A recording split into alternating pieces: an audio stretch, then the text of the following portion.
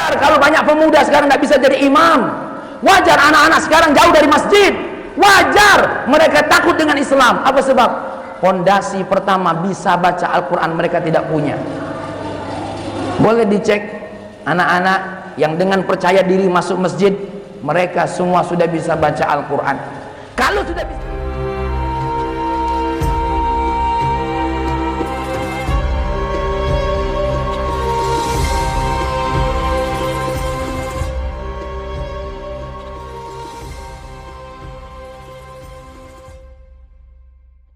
ilmu ini penting.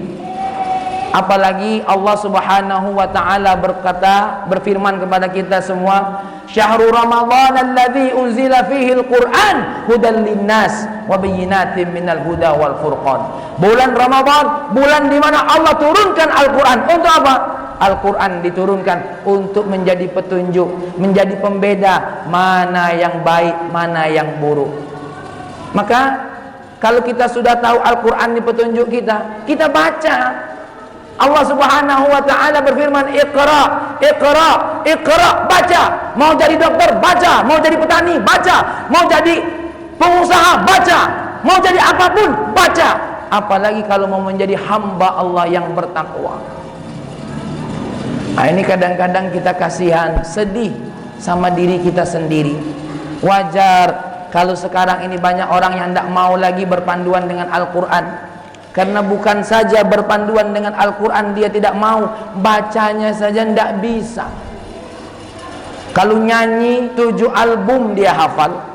Kalau puisi sekian lembar dia tulis. Kalau menggombal bukan main, kata-katanya indah. Tapi ketika baca Al-Quran, inna lillahi wa inna ilaihi raji'un. Maka ini harus jadi pikiran kita sebagai jamaah sholat Jumat ini. Perhatikan anak-anak kita, mereka itu semuanya bisa. Main Android saja mereka bisa, main game yang sulit saja mereka bisa. Masa Al-Quran yang semestinya menjadi hal yang menjadi keterampilan utama mereka, mereka tidak bisa. Kemana kita sebagai ayah? Kemana kita sebagai suami? Kemana kita sebagai orang yang akan dimintai pertanggungjawaban Allah kelak di hadapan Allah? Apa yang mau kita katakan kepada mereka? Wajar kalau banyak pemuda sekarang tidak bisa jadi imam. Wajar anak-anak sekarang jauh dari masjid. Wajar mereka takut dengan Islam. Apa sebab? Fondasi pertama, bisa baca Al-Quran mereka tidak punya. Boleh dicek anak-anak yang dengan percaya diri masuk masjid, mereka semua sudah bisa baca Al-Quran. Kalau sudah bisa baca Al-Quran, melatihnya jadi imam mudah, melatihnya jadi muadzin mudah, melatihnya menjadi ma'asyiral mudah, melatihnya menjadi bilal Ramadan mudah, melatihnya menjadi apapun mudah. Bahkan lebih dari itu, mendidiknya menjadi orang bertakwa itu enak. Wahai orang tuaku, wahai pamanku, wahai kakakku, wahai dulur-dulurku yang ada di sini, buka hati kita, buka pikiran kita.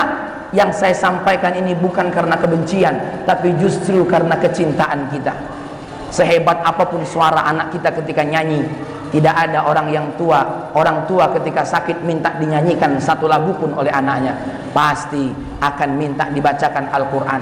Karena Al-Quran sebagaimana yang dikatakan oleh Nabi kita Muhammad SAW, afdalu ibadati ummati tilawatul Quran.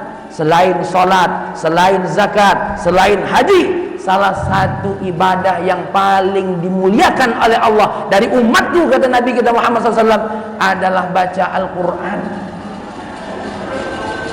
Lalu kenapa anak-anak kita tidak bisa baca Al-Quran? Saya ayahnya tidak bisa baca Quran. Jangan malu. Kita boleh tidak bisa baca Quran, tapi kalau perlu kita masih belajar. Apa sebab? Karena paling tidak anak-anak kita jangan sampai ada yang tidak bisa baca Al-Quran. Kalau perlu, jadikan anak kita guru kita dalam baca Al-Quran. Pengen belajar dengan yang lebih tua, pengen belajar yang dengan seumur dengan kita, malu, maka utus anak kita untuk bisa baca Al-Quran. Sudah bisa? Nah, ajarkan ayah, nah, ajarkan ibu. Dan kalau memang kita di luar batas kemampuan kita, karena kesulitan kita karena umur, talkinkan ayah beberapa surat Al-Quran. Tidak jadi masalah. Dan mohon maaf, wahai ayahanda, Wahai orang tuaku semua yang hadir di sini, mohon maaf. Hanya Al-Quran nanti akan menjadi teman kita ketika kita berhadapan dengan Allah. Ya. Hanya Al-Quran yang kelak akan menjadi teman kita. Apa kata Nabi kita? Iqra'ul Quran fa innahu sayati yaumal qiyamah syafi'an li ashabi. Bacalah Al-Quran, karena nanti di kiamat, di hari kiamat, hari akhir kita, tidak ada lain yang akan menjadi syafaat kita adalah Al-Quran. Dalam sebuah hadis Nabi Muhammad sallallahu alaihi wasallam, ketika seseorang menjelang sakaratul mautnya, Al-Quran akan meminta kepada Allah, ya Allah, tempatkan aku kepadanya sebagaimana dia menempatkan aku masa hidupnya, maka saat dia meninggal dunia ini, tolong tempatkan aku pada hatinya ya Allah, agar hatinya lapang menghadapi sakaratul maut ini. Ini baru sisi bacaan. Dan mohon maaf wahai ayah, wahai orang tuaku yang hadir di sini, apa yang mau kita banggakan kalau anak kita sekedar kaya? Apa yang mau kita banggakan kalau sekedar punya anak rumahnya bagus? Mohon maaf, tidak semua orang tua punya anak yang kaya dapat duit dari anaknya. Tidak semua. Bahkan tidak jarang orang tua tuh walaupun rumahnya lebih jelek daripada anaknya, bagi dia masih lebih senang tinggal di rumahnya sendiri daripada tinggal di rumah anaknya. Maka jangan heran dalam kehidupan kita, banyak orang tua kita, ayah, ibu, tinggal sama saya saja, tidak mau dia. Tapi yang dimintanya apa? Nah, sekalipun kita jauh, tolong doakan ayahmu, tolong doakan ibumu. Maka doa inilah yang menjadi hadiah kita buat mereka. Rabbana ighfir lana dzunubana wa dzunuba walidina warhamhum kama rabbawna shighara. Al-Quran inilah yang jadi hadiah ketika anaknya selesai baca Al-Quran. Tabarakalladzi biyadihil mulku wa huwa ala kulli syai'in qadir, sampai akhir surah atau sampai kapanpun dia membenturkan bacaannya. Maka saat itu seorang anak yang bertakwa akan berkata, ya Allah, ayahku memang tidak bisa baca Al-Quran, ayahku memang tidak belajar agama dari masa mudanya, bahkan di kala masa tuanya, karena sibuk membiayai pendidikanku, tak sempat dia baca Al-Quran. Maka jadikanlah ya Allah bacaan Al-Quranku ini hadiah untuk kedua orang tuaku. Tapi mohon maaf, kalau anak-anak kita tidak bisa baca Al-Quran, mau dihadiahkan apa? Sehebat apapun uang anak kita memang bisa bayar rumah sakit, sehebat apapun anak kita memang bisa bayar dokter. Tapi bisakah duit anak kita membayar kesehatan kita sebagai orang tuanya? Tidak. Kesehatan milik Allah, kasih sayang milik Allah. Sebagai penutup khutbah saya, sebagai cerita mungkin akan menjadi hikmah buat kita semua. Nabi Isa alaihissalam pernah melewati satu kuburan. Kuburan itu didapati oleh Sayyidina Nabi Isa alaihissalam dalam kondisi diazab oleh Allah subhanahu wa ta'ala, dan para nabi diberikan mukjizat mampu mendengar kondisi di dalam kubur. Ya. Kemudian berlalulah Nabi kita Isa alaihissalam, kemudian satu waktu lewat lagi di kuburan yang sama. Saat itu dia melihat kuburan yang tadinya mendapat adab dari Allah subhanahu wa ta'ala berubah menjadi penuh dengan rahmat dan ampunan dari Allah subhanahu wa ta'ala. Saat itu Nabi Isa alaihissalam bingung, lalu bertanya kepada Allah, ya Rabb, ya Allah, ada apa dengan orang ini? Saat aku lewat pertama kali dia mendapatkan azab darimu ya Allah, tapi saat ini dia penuh dengan naungan rahmat dan ampunan darimu. Lalu Allah berkata kepada Nabi Isa alaihissalam, wahai Isa, ketika dia meninggal dunia dia penuh dengan dosa, tapi istrinya dalam kondisi hamil. Subhanallah, ketika sudah melahirkan anaknya, setelah pada usia bisa berpikir, anaknya dimasukkan ke dalam satu tempat. Di situ dia belajar, dan dia belajar pembacaan dengan Bismillahirrahmanirrahim. Apa kata Allah? Bagaimana aku akan mengadab seorang ayah yang berada di bawah tanah, sedangkan anaknya memuji namaku, menyebut namaku yang maha kasih dan maha sayang. Allahu Akbar. itu baru belajar bismillahirrahmanirrahim, apalagi kalau dia belajar satu Al-Quran penuh. Mudah-mudahan ini jadi hikmah buat kita semua.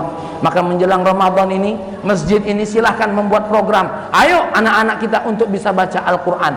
Ayo anak-anak kita programkan. Jangankan habis, jangan biarkan mereka habis dengan HP-nya. Jangan biarkan mereka habis dengan film-film yang ada di rumahnya. Ajak mereka, beri mereka semangat. Orang tua punya kewajiban seperti ini. Wahai ayahku, wahai orang tuaku, wahai dulurku, jangan berharap uang yang engkau berikan kepada mereka, pendidikan yang engkau berikan kepada mereka, kalau mereka tidak bisa baca Al-Quran, kalau mereka tidak tahu panduan isi Al-Quran tentang bagaimana wajibnya berterima kasih kepada orang tua, jangankan berharap mereka bisa membalas kebaikan kita. Allah saja ditentangnya, apalagi kita orang tua yang tidak punya daya apa-apa. Ini saja yang dapat saya sampaikan. Mudah-mudahan ketegasan saya bicara ini bukan menambahkan kebencian di antara kita semua, justru membuka hati kita untuk semakin tunduk dan takut kepada Allah Subhanahu wa taala.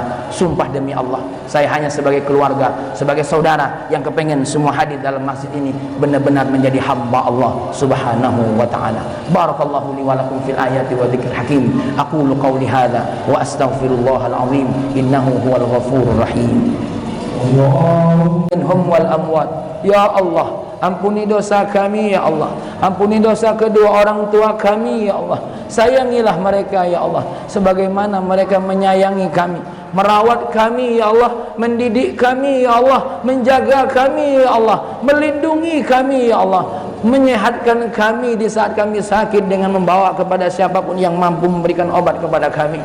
Ya Allah ya Rahman ya Karim, kami adalah hamba-Mu yang lalai dari kebaikan ya Allah. Salat pun terlambat, zakat pun terlalaikan, Al-Quran pun kami tinggalkan ya Allah. Maka menjelang Ramadan ini ya Allah, tanamkan dalam diri kami hidayah dan taufik-Mu agar kami menjadi hamba-hamba-Mu yang mencintai Al-Quran, kembali kepada Al-Quran, mempelajari Al-Quran, sehingga apa yang kami lakukan ini mampu menjadi teladan bagi anak-anak kami. Mereka pun mencintai kitab-Mu ya Allah, mencintai Quran-Mu ya Allah.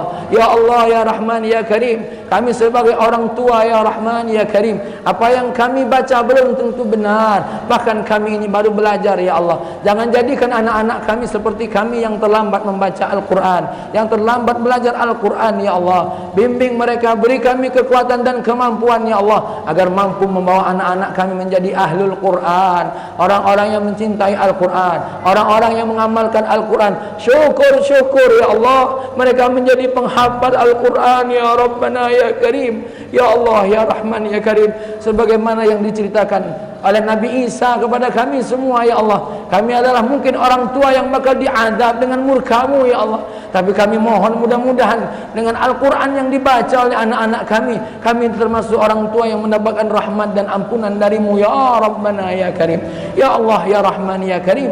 Kami mohon ya Allah, di bulan Ramadan ini, Ramadan tidak hanya berlalu dengan kelelahan, lapar dan haus saja, tapi menjadi Ramadan yang penuh makna, karena kami tidak tahu ya Allah, adakah Ramadan yang akan datang kami akan berjumpa ya Rabbana ya Karim. Bisa jadi Ramadan ini adalah Ramadan terakhir bagi kami ya Allah. Jadikanlah Ramadan ini Ramadan yang menjadi cahaya Al-Quran bagi kami ya Allah. Berkahi Rajab yang telah berlalu, Sya'ban ini pun berkahi. Sampaikanlah kami kepada Ramadan penuh dengan rahmat, ampunan dan pembebasan dari api neraka bagi kami ya Allah.